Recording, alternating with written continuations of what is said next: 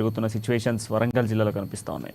ఇక ఒకసారి భద్రాద్రి జిల్లాకు వెళ్తే భద్రాద్రి జిల్లాలో భద్రాద్రి జిల్లా పాలవంచ కేంద్రానికి కేవలం 12 కిలోమీటర్ల దూరంలో ఉన్నటువంటి కిన్నెరసాని బ్యారేజ్కి పెద్ద ఎత్తున కూడా సందర్శకులు వస్తూ ఉన్నారు. మరోవైపు భద్రాచలం పర్ణశాలకు సంబంధించి పర్ణశాల సీతారామన స్వామిని దర్శించుకున్న అనంతరం కూడా నేరుగా అక్కడి నుంచి కిన్నెరసాని ప్రాజెక్టును చూసేందుకు చాలా క్యూలు కడుతున్నటువంటి భక్తులు మనం చూస్తూ ఉన్నాం. దీనికి సంబంధించినటువంటి కంప్లీట్ డీటెయిల్స్ అందించేందుకు మా ప్రతినిధి శ్రీనివాస్ అందుబాటులో ఉన్నారు. Srinivas, thank you Pranay. భద్రాద్రి కొత్తగూడెం జిల్లాలోని ప్రధానంగా ఉన్నటువంటి జూ పార్క్ అంటే జింకల పార్క్ ఏదైతే ఉందో పాల్వంచ మండల కేంద్రానికి 12 కిలోమీటర్ల దూరంలో ఉన్నటువంటి ఈ యొక్క జూ పార్క్ కి వచ్చేటువంటి పర్యాటకులు ఏదైతే ఉందో పర్యాటకులను కనువిందు చేసే విధంగా ఉండాల్సినటువంటి ఈ యొక్క జూ పార్క్ వాళ్ళని నిరాశపరిచేటువంటి విధంగా ఇక్కడ పరిస్థితులు నెలకొన్నటువంటి దుస్థితి ఏర్పడినటువంటి పరిస్థితి ఉంది. ఎందుకంటే ఇక్కడ పర్యాటకులు వచ్చేటటువంటి నేపథ్యంలో ఈ యొక్క భద్రాచలం సీతారామచంద్ర స్వామి వారిని దర్శించుకునేందుకు వచ్చినటువంటి భక్తులు కావచ్చు, లేదా పర్ణశాలకు వచ్చేటువంటి భక్తులు కావచ్చు, ఈ ప్రాంతంలో సందర్శించిన తర్వాత భక్తులు సీతారామచంద్ర స్వామిని దర్శించుకున్న తర్వాత ఇక్కడ దగ్గరలో ఉన్నటువంటి ఈ యొక్క పేరుగాంచినటువంటి పర్యాటక కేంద్రం ఏదైతే ఉందో జింకల పార్క్ తిలకించేందుకు ఇక్కడ పర్యాటకులు అధిక సంఖ్యలో నిత్యం వస్తూ ఉంటారు. వేసవికాలము, చలికాలము, అలాగే వర్షాకాలం అనేది తేడా లేకుండా వచ్చేటువంటి పర్యాటకులను ఆకట్టుకునే విధంగా ఉండాల్సినటువంటి ఫ్లెక్సీలు ఏదైతే ఉందో ఈ యొక్క వైల్డ్ లైఫ్ అధికారులు, జంతు సంరక్షణ శాఖ అధికారులు ఏదైతే ఉందో వారి యొక్క నిర్లక్ష్యానికి వారిని నిరాశపరిచేటువంటి పరిస్థితి నెలకొందని చెప్పుకోవచ్చు.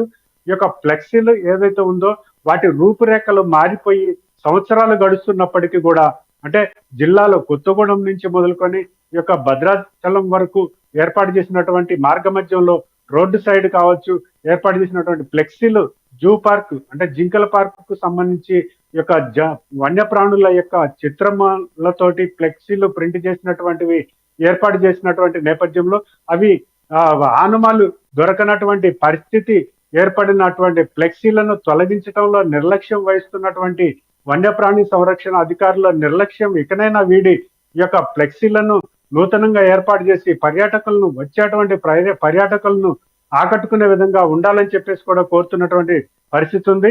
ఇక్కడ వన్యప్రాణి సంరక్షణ కార్యాలయం పాల్వంచ మండల కేంద్రంలో ఉన్నటువంటి పరిస్థితి ఉంది.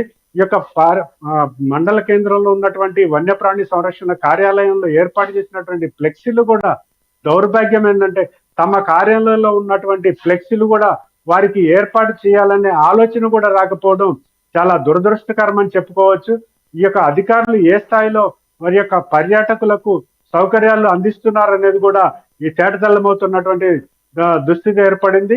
ఇక్కడ పర్యాటకులు వచ్చేటువంటి వారి దగ్గర నుంచి మనుషులకు ఒక రేటును నిర్ణయించి, అలాగే ద్విచక్ర వాహనానికి 4 చక్రాల వాహనాలకు, అలాగే త్రిచక్ర వాహనాలకు, ఇలాగే 4 వీలర్స్ కు, బస్సులకు ఇలా ఒక రేటు నిర్ణయించి ఆ రేటు టోల్ గేట్ ద్వారా వసూలు చేస్తున్నటువంటి పరిస్థితి కూడా ఉంది.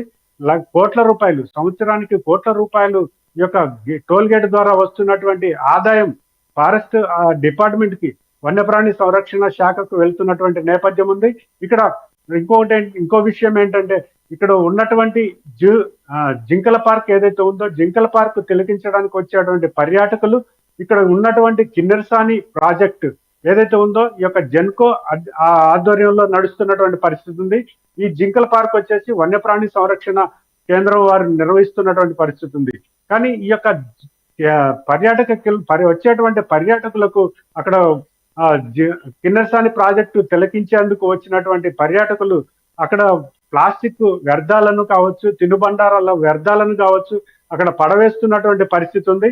అక్కడ ఫారెస్ట్ అధికారులు అంటే వన్యప్రాణి సంరక్షణ అధికారులు వసూలు చేస్తున్నటువంటి టోల్ గేట్ ఛార్జెస్ ద్వారా ఏదైతే ఉందో ఒక 2-3 హెల్పర్లను పెట్టి ఆ యొక్క పారిశుద్ధ్య కార్మికులను ఏర్పాటు చేసి ప్రాజెక్టు చుట్టూ కూడా ఉన్నటువంటి చెత్తను తొలగించే విధంగా చర్యలు తీసుకోవాలని జెన్కో అధికారులు పలుమార్లు వారికి విన్నవించినప్పటికీ కూడా ఈ యొక్క పరిస్థితి చక్కదిద్దలేదంటే ఈ యొక్క కోట్ల రూపాయల ఆదాయం ఆర్జిస్తున్నటువంటి వన్యప్రాణి సంరక్షణ శాఖ అధికారులు నిర్లక్ష్యం ఏ స్థాయిలో ఉన్నదో కూడా అర్థమవుతుంది. ప్రణయ్.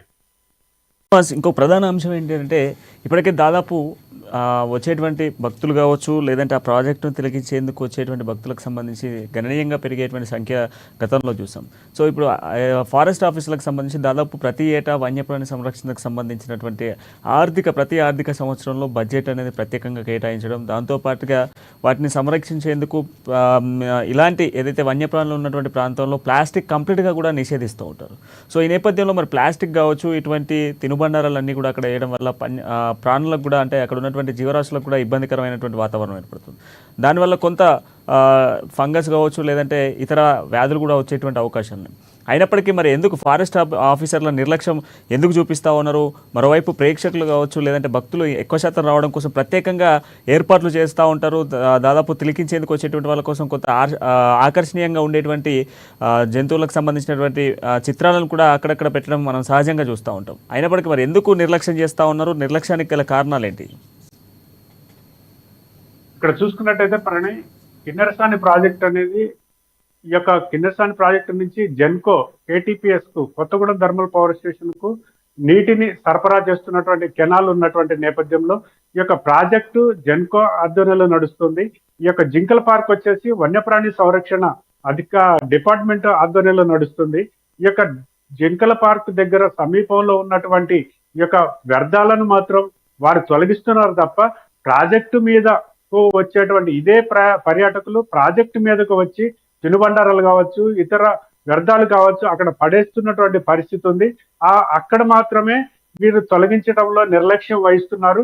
ఇక్కడ జింకల పార్క్ వద్ద మాత్రం పర్యాటకులకు తెచ్చినటువంటి ఈ యొక్క వ్యర్థాలను కావచ్చు, ప్లాస్టిక్ అనేది నిషేధించినప్పటికీ కూడా అడపాదడప పర్యాటకులు వారి యొక్క తెలియకపోవడంతో తీసుకొచ్చి అక్కడ వేస్తున్నటువంటి నేపథ్యంలో ఇవి తొలగిస్తున్నప్పటికీ కూడా పర్యాటకులకు కావాల్సినటువంటి సౌకర్యవంతమైనటువంటి ఈ యొక్క సౌకర్యాలను కల్పించడంలో మాత్రం వన్యప్రాణి సంరక్షణ శాఖ అధికారులు మాత్రం పూర్తిగా విఫలమయ్యారని కూడా పర్యాటకులు ఆరోపిస్తున్నటువంటి నేపథ్యం ఉంది.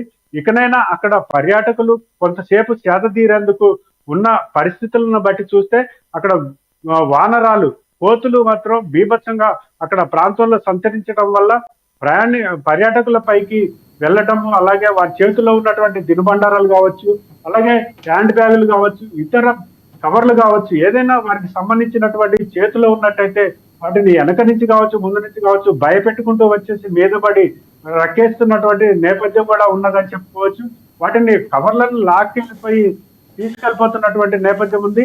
ఈ యొక్క సందర్భంలో పర్యాటకులు భయభ్రాంతులకు గురవుతున్నప్పటికీ కూడా అక్కడ కోతులను నివారించడంలో యొక్క వన్యప్రాణి సంరక్షణ అధికారులు పూర్తిగా విఫలమయ్యారని చెప్పేసి కూడా పర్యాటకులు ఆరోపిస్తున్నటువంటి నేపథ్యం ఉంది.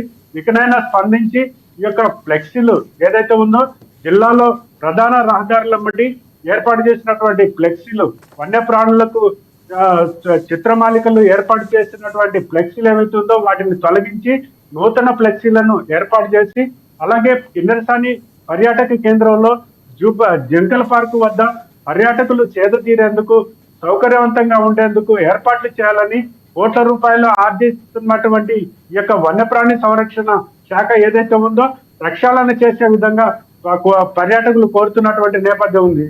Pranay. Yes, right. Thank you Srinivas.